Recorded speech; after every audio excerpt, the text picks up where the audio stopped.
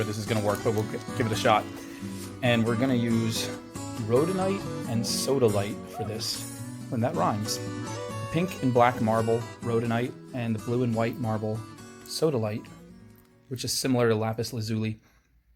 And we're going to see if we can get these planets to orbit around each other in some type of way. I'm going to use antique bronze or vintage brass, depending on what you want to call it, depending on the manufacturer. Here it's nice orange, yellow, brown.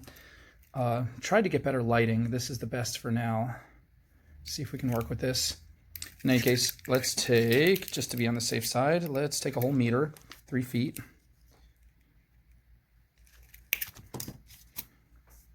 And let's bring the ends together.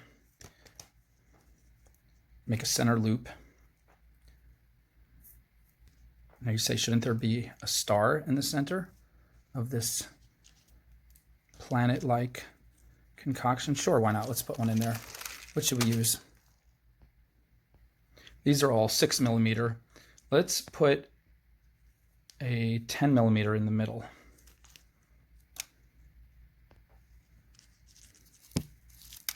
And he is locked in. All right, let's put our first strands together and like this. And let's make a loop. These wires are grabbing everything. Sorry about that.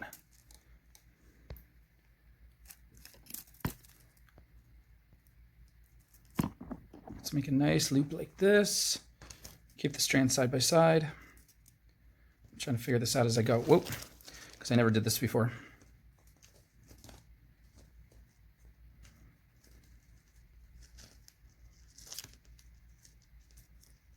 All right, so there is a nice, the camera will focus. There's a nice loop, and now we're going to put a bead onto one of the strands. We're going to use the other strand to wrap around it.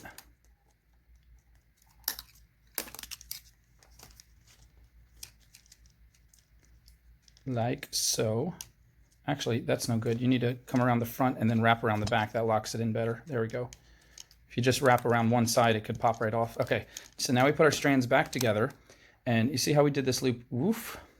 Now we're going to do a loop going the opposite way.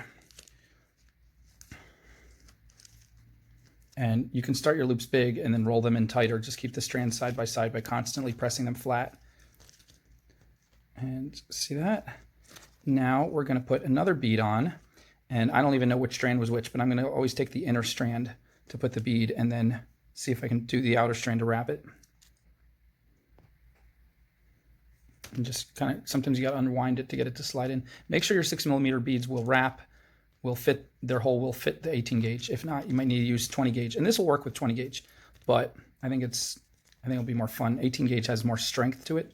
So I gotta be careful. I was wrapping it around on one side. Got to come around the front and then go around the back like this.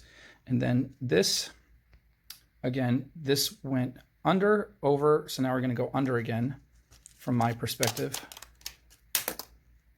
And we're just going to keep doing this.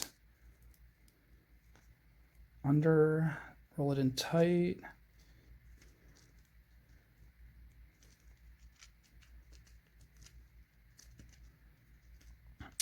And now we'll put another bead on. I'm going to alternate the sodalite and rhodonite.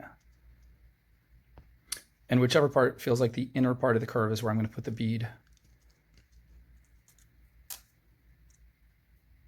And then the outer strand wraps around it. Now I got to keep remembering to wrap it around the back.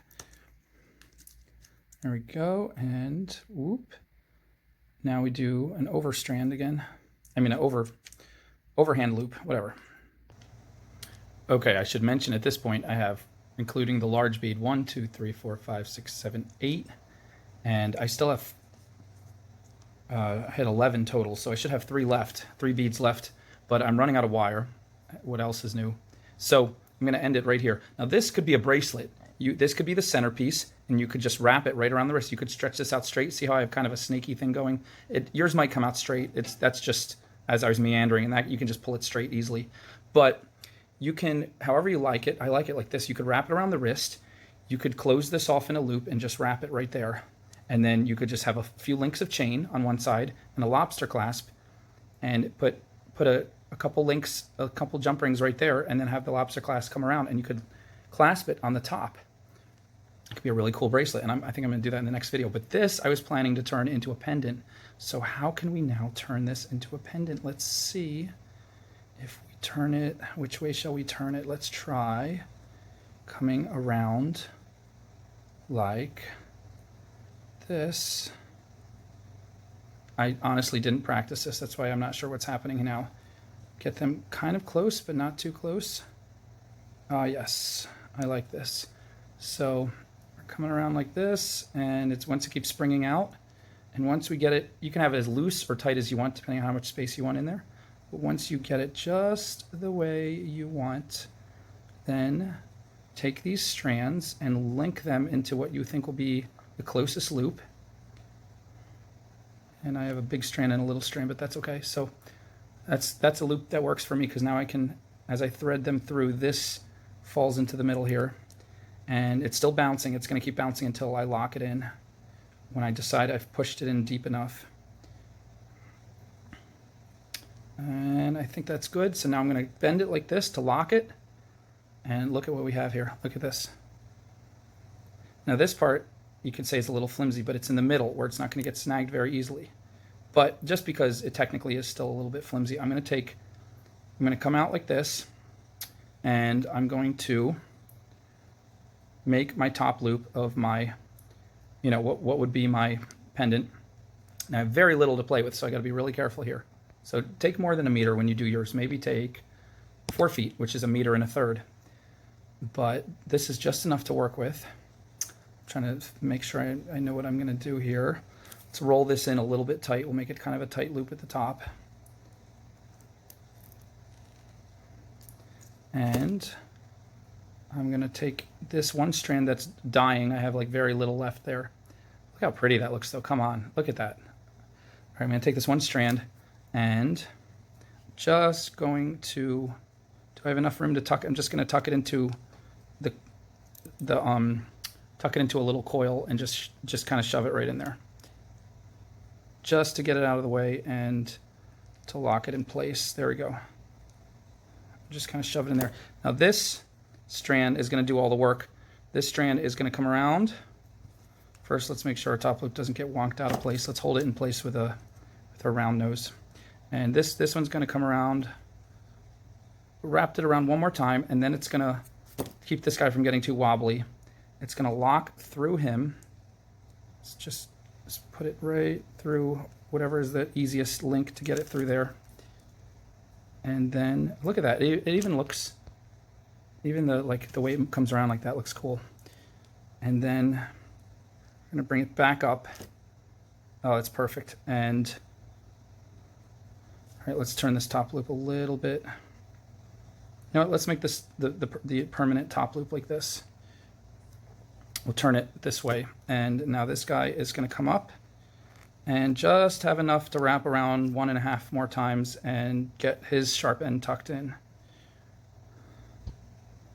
Right there. Boom. All right, and there we have it. Just adjust it a little bit.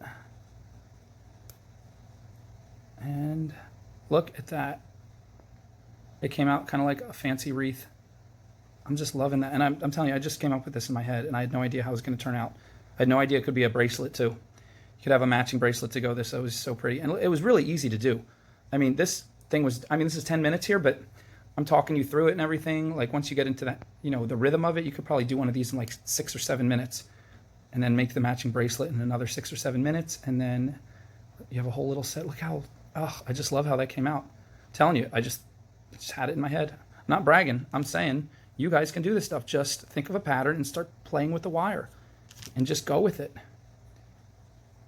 All right, guys, that's going to get a cool chain, which I don't have with me here, but I'm going to put this on Etsy, on the Etsy store right now. Hopefully someone will get it. Have a great night.